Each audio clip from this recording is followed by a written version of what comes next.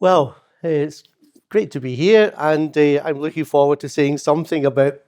Basically, I was trying to get the theme of the talk for this evening, and first I thought, well, from those of you old enough to remember Tales of the Riverbank, well, Tales of the Tale of the Bank, Riverbank, I was thinking, or the other one I think sums up the talk is really from east to west, the sun rising in the east and setting in the west, the Celtic land of the ever young.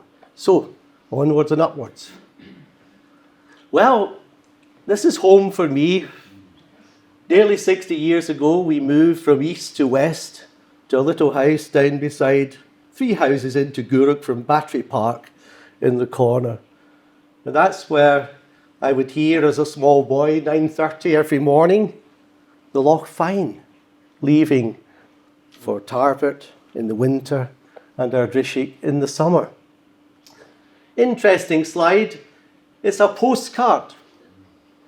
Most of my pals at school collected Billy Bremner, John Gregg, Billy McNeill, Franz Beckenbauer.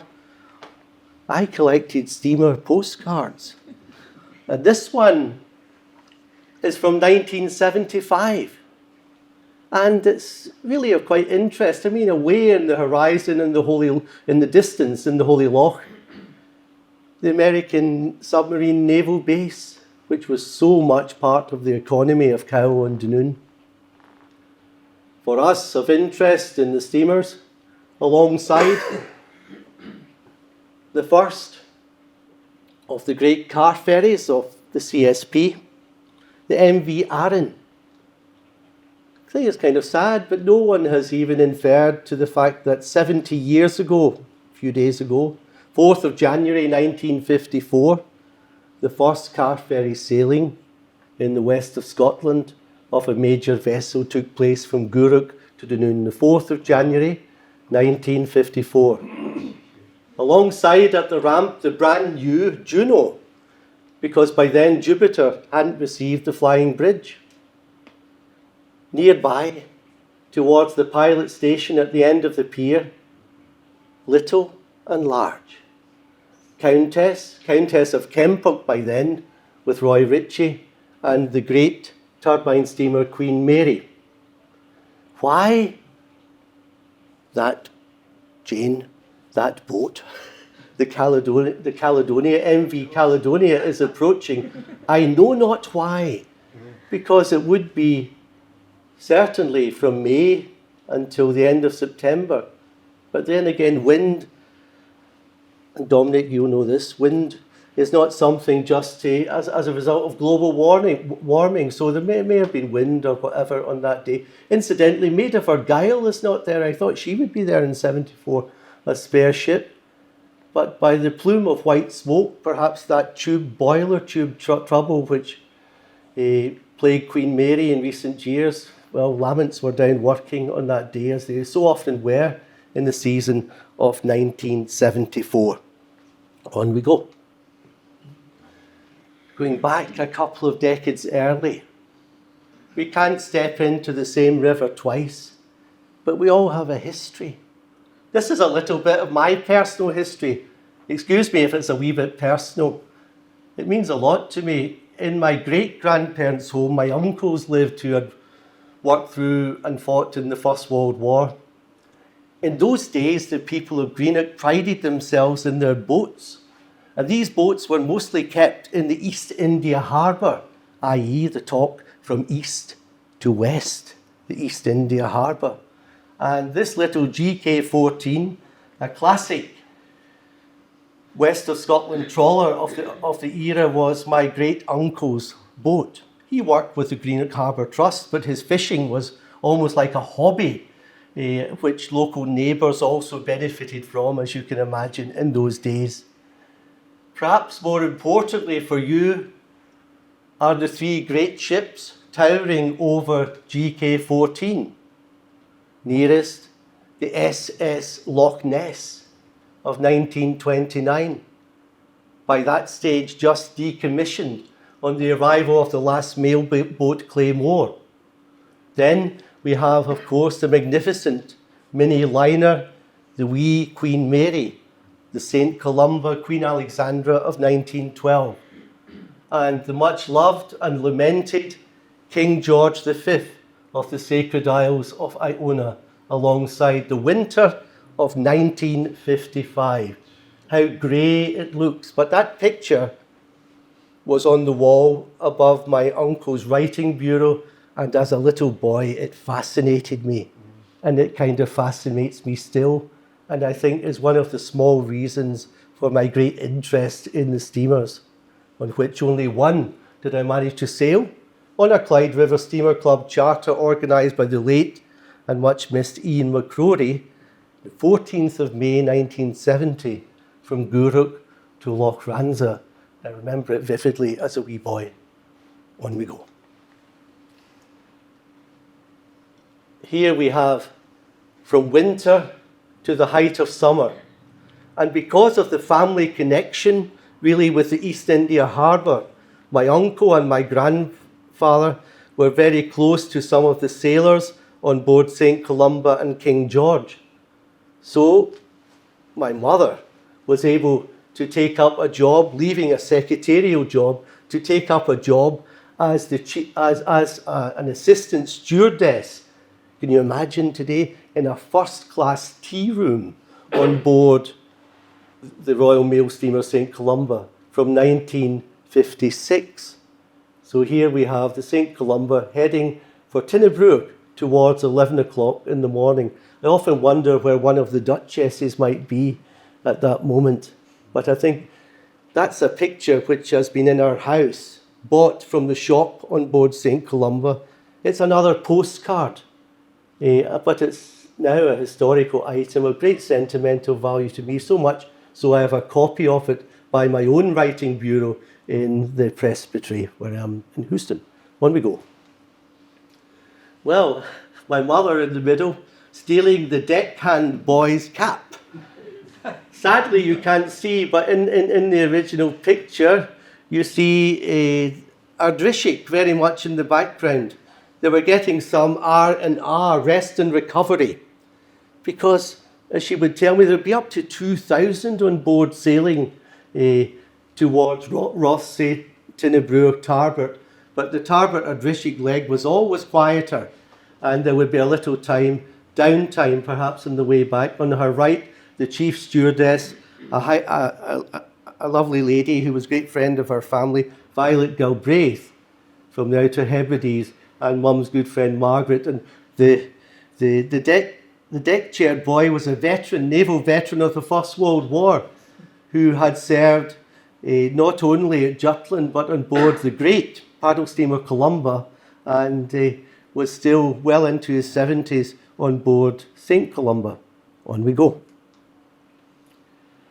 Now, this is of great interest to us as a family, because just in front of Captain Donald McKinnon, whose towering figure can be seen on the bridge, is our little home at Cardwell Bay, where some years later my mum always says, well, we moved into this house not so much because of the quality of the house, but because of the view.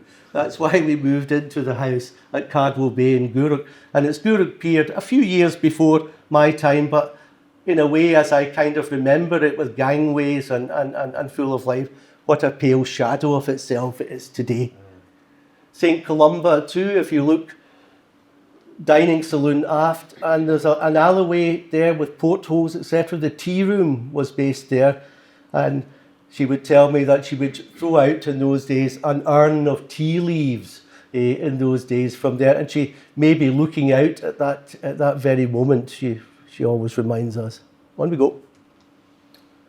Heading light towards the Bristol berth, and at the end of a long day, because it would start at 7 in the morning, taking mails and preparing the ship for the day, and moving up to Bristol berth adjacent to Custom House Quay.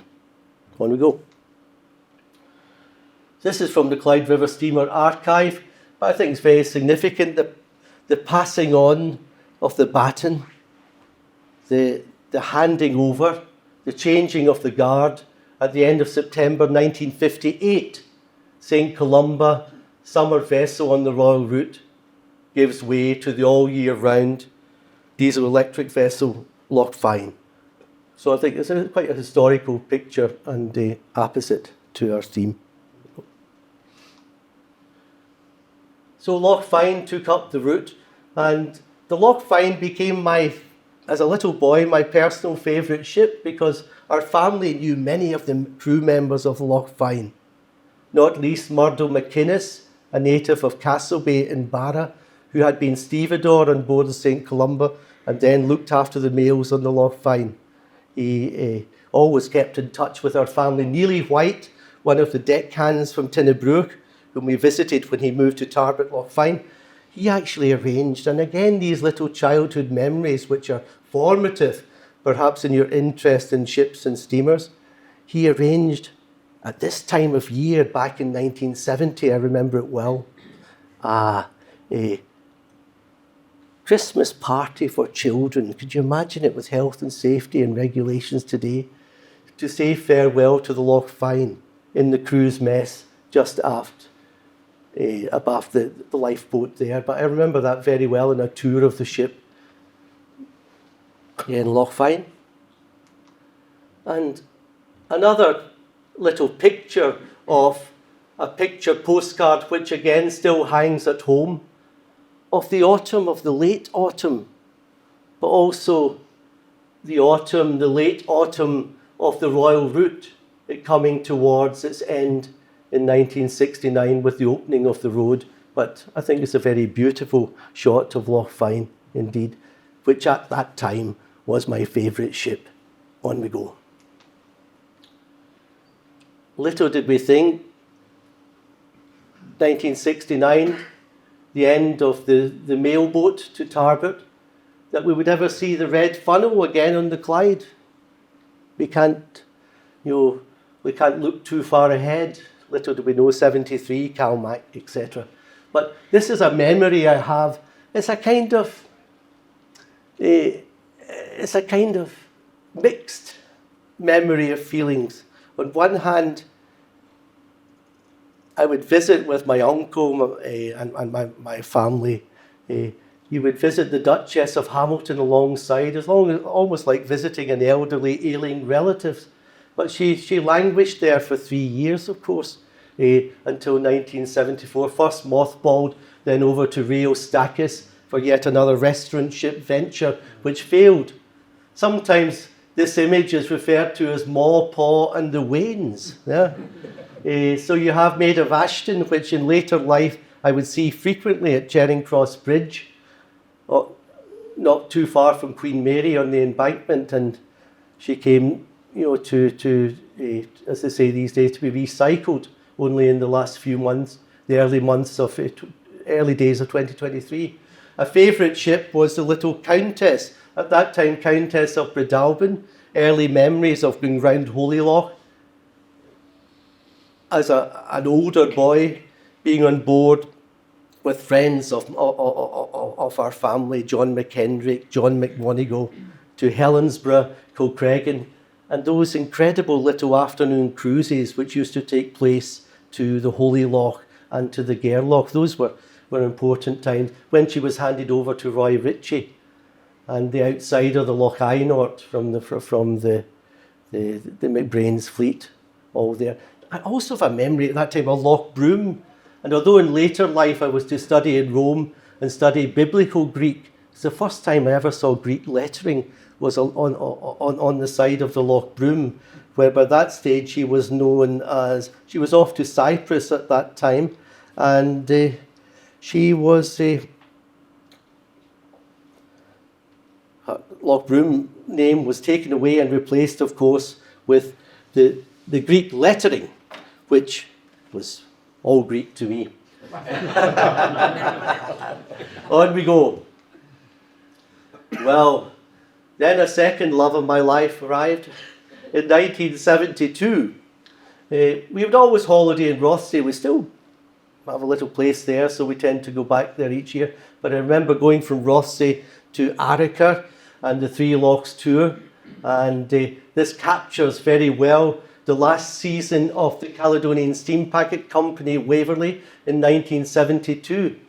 I put this on for a reason, because I joined the PSPS in that year. I was their youngest member at 8, 9 years old, 8 and perhaps nearly 9 when I joined. I would pester my uncle to take me to, it seems very far from Fort Matilda Station, to Pollokshields East on a Friday evening, especially after a long day working in the shipyards, and to take an 8, 9-year-old to a PSPS meeting at the Museum of Transport in Albert Drive.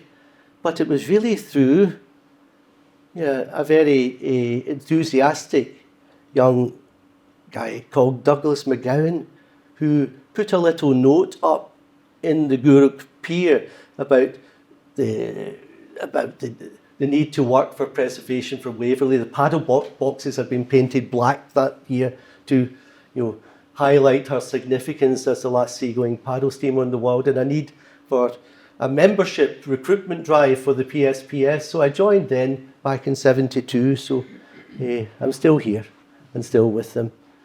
I think it's a fantastic view, and it captures very much that moment. And although I love very much the NB LNER livery, that CSP livery had something about it too. On we go. Well, for 1 year only, the following year, you'll be familiar with the Calmac Waverley. And little did we know that the 26-year-old ship was to be withdrawn. And that came in the winter of 73 to 74. Very significant that we're reaching the 50th anniversary of that. And quite poignant tonight, Robin alluded to this at the beginning from Ian's tribute, that it was thanks to the vision of the few at that time, not the majority of the few, including the late John Whittle, that the ship was saved for, hopefully, to reach its centenary, given the vision of the present management, captain, ship's company. We could possibly, hopefully, look forward to that. So that captures very well the last days in the state ownership. 26 years old. As a boy, I thought that was quite old for a ship. Look at the Calmac fleet today. She would be the age of clansmen, which I think is still quite a new ship. But there we are. Good. So moving on.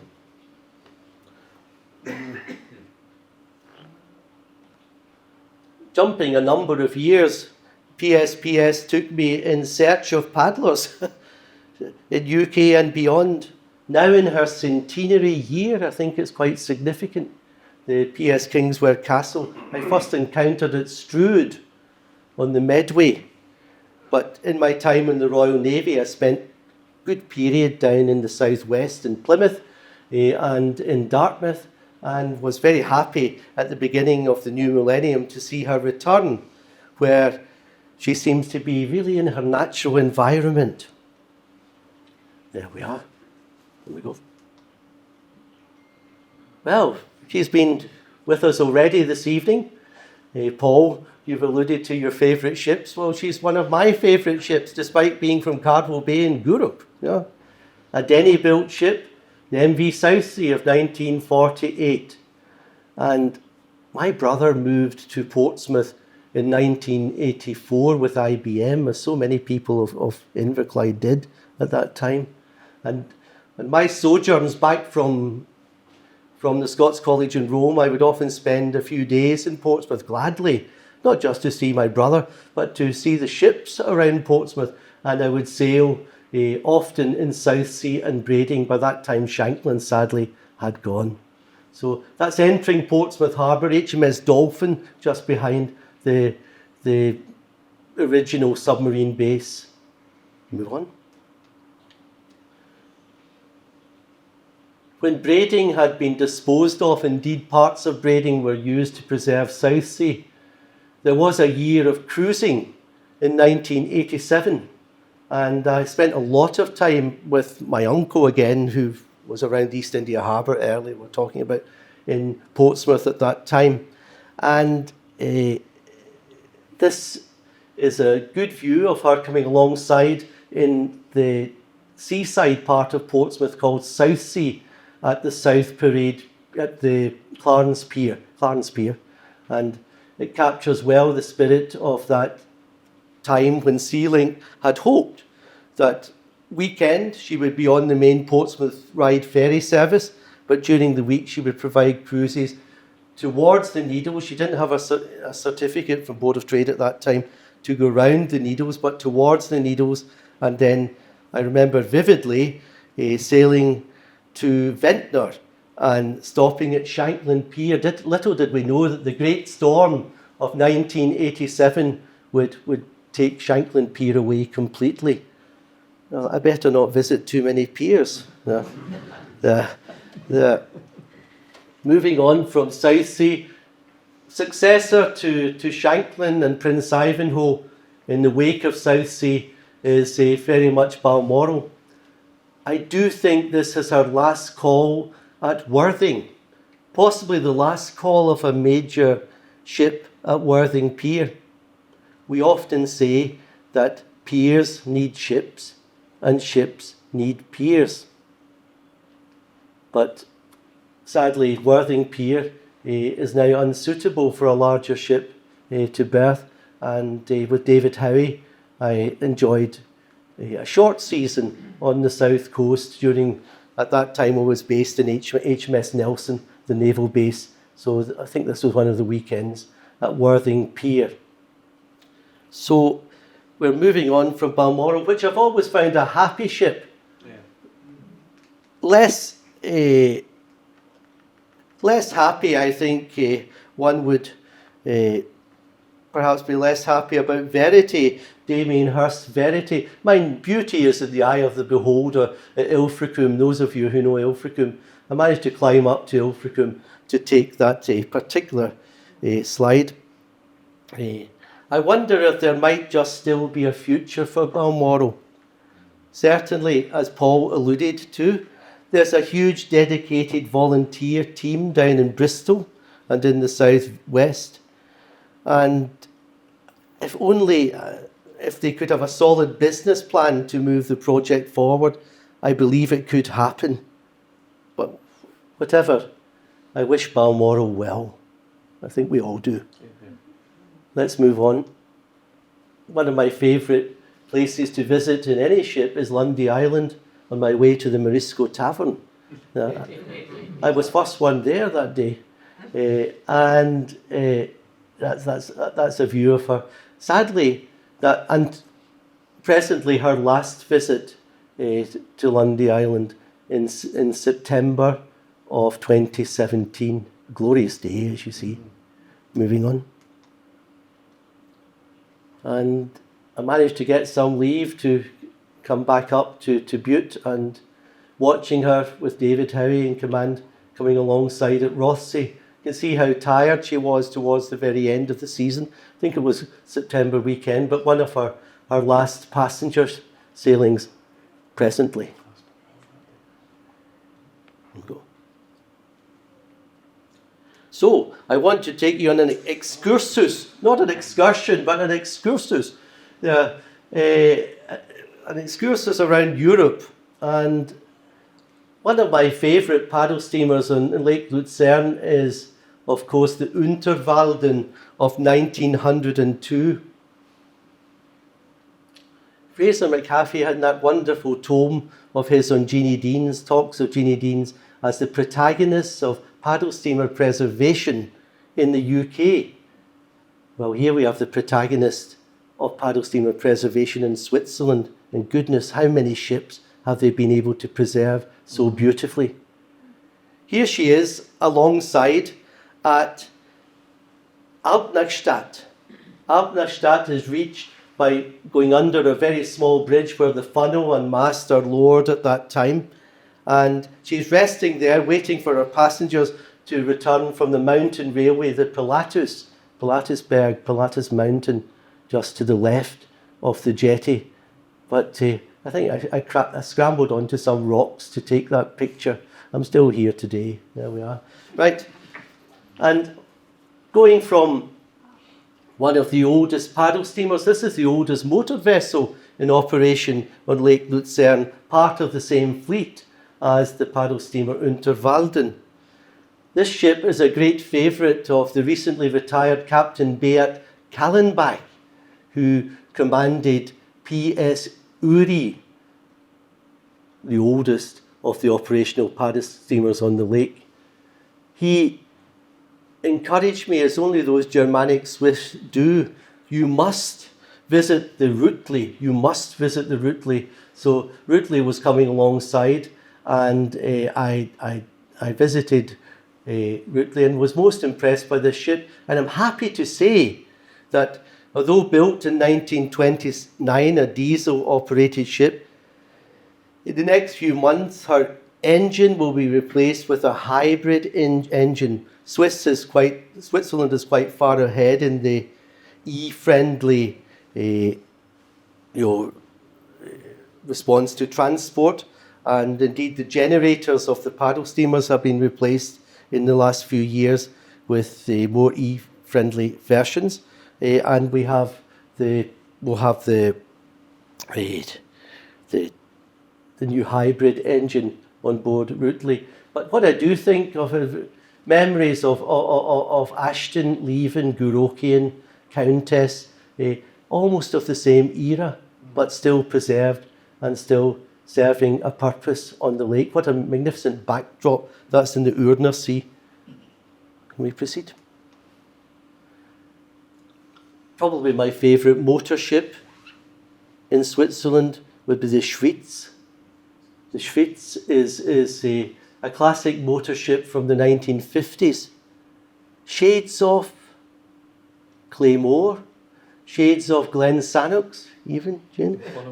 Of these 1950s ships.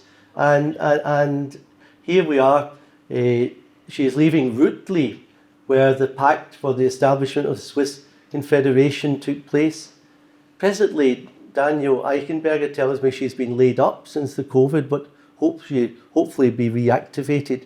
But in their own literature, they talk of her having lines of a 1950s liner. Maybe difficult to see from there, but she is a very elegant ship indeed. On we go. Moving north from Luzerne, you go to Lake Zurich. Now, Zurich is, as you know, a major city, a major financial capital. Somewhat like Glasgow of old, it has a quay, not the Brummelaw, but the Limmat quay, very near to the centre, reached by a tram, only minutes from the main Hauptbahnhof, the central station. And this is a daily sailing on the paddle steamer, the Stadt Zurich, this is, to the head of the lake, going under this bridge, where there are literally only centimetres to spare when the mast and the funnel are lowered. It's quite a moment of excitement. This is the paddle steamer Stadt Zurich of 1914. On we go. Better view of the ship resting alongside at the final destination of the day cruise to Rapperswil. And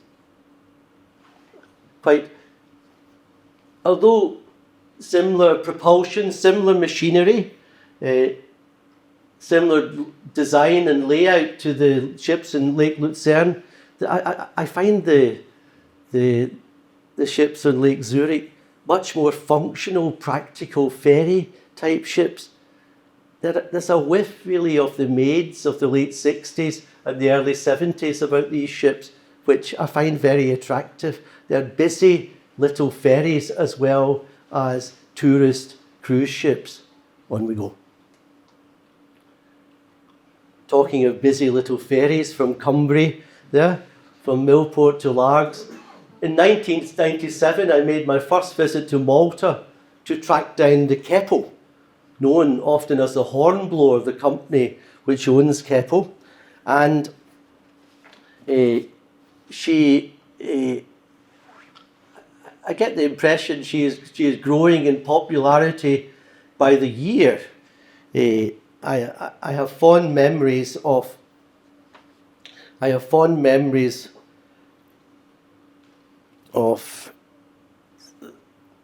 Joe and Kevin Gregg, who really treat you like long-lost friends when you announce you're from Gourock or from the Clyde or whatever. They remember coming there to collect the ship. And the only drawback on my first visit was that someone had removed the horn from the ship on her way to Malta. I see it's been restored, and the new bridge is very visible there too. And presently she sails daily to Gozo and Camino and the Blue Grotto. Well worth a visit. And that's from one of my more recent visits with the HMS Ocean when I was alongside in Valletta. I managed to convince some of the wardroom that there was actually a ship from Scotland at Bujiba at St. Paul's Bay, which I was very keen to visit, so I managed to do so. So there you are, mixing business with pleasure. Here we are in Naples. This is really my last duty as a chaplain in the Royal Navy, was to go to Monte Cassino to rebury a submariner, and his family and his grandchildren attended. I managed, after that, before returning to the UK, to spend a couple of days visiting friends in Napoli, in Bella Napoli, and to try to track down the Maid of Skelmerley, the Ala. And not so recognisable there, but we move on to the next slide. This is in 2019. So I managed to go on board, and I'll tell you first a little story, was that she was in the military dockyard in Naples. I fortunately had just conducted a military event at Cassino, and I had my naval ID card, a NATO ID card with me. So I went to the guard, the carabinieri, and asked, is there c'è la possibilità to visit this ship, in Italian, of course. And he said, this way, Monsignore, this way. So he took me in, and then he went off for a while. The next moment, the deputy commander of the Carabinieri appeared. He said, why are you wanting to visit this ship, etc.? And I explained it was a connection with my family, my hometown, etc. So after a very fine espresso, which he was kind of checking me out, I think, there arrived an Alfa Romeo and a chauffeur to drive me away down the Molly, as it is called, a breakwater, to where I think Maid of Skelmerley Ala was impounded, awaiting her fate. 2019, perhaps, the last visit of a Scot to the Maid of Skelmerley, which incidentally was the last vessel to complete the Tarbert mail sailings after the withdrawal of Loch Fyne. So bringing a little bit of a conclusion to my talk, we can move on.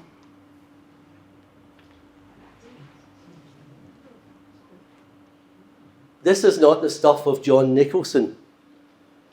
This is a work of a major marine artist, James Watt, who has exhibits in the Buckingham Palace, in various public buildings throughout the UK and beyond. It's based on an old photograph you may recognise from the beginning of the talk. This is, for me, indeed a real treasure. A photograph which inspired me. My brother James working behind the scenes. James Watt is a relation of my mother, and sadly he passed away last year at the age of 91. As a young student at Glasgow School of Art, he would mix with the fishermen at the East India Harbour, amongst which was my uncle, my grandfather, etc. And he would go on this little boat. Yeah? And he's not a marine artist in the sense of a shipwright or a draftsman drawing a precise image of a ship. This is real art, and he's taking, the slide doesn't really do it justice, the greyness, the darkness of the winter skies, but often the curious sunset from East India Harbour, from east to west. As well as being a relative, we discovered then that he had been a great friend, unbeknownst, on the other side of the family to my grandfather and to my uncle. And their openness and their work around the small boats which once populated East India Harbour has been important in inspiring him to be a great marine artist in our country. So I'll just want to finish off here by a little quotation which I found in his final exhibition for his 90th year, and what sums up his art as, "I have always been fascinated by the magic of the sea, by our river, by our shores, and above all by its ships. Together they form a drama of the northern sky and the western sunset in all its moods. It has been a constant source of wonder and inspiration." Well, hopefully you get a sense of my wonder and inspiration in this talk. Thank you for listening, and I just want to thank you for your attention, and perhaps we can move on. Thank you.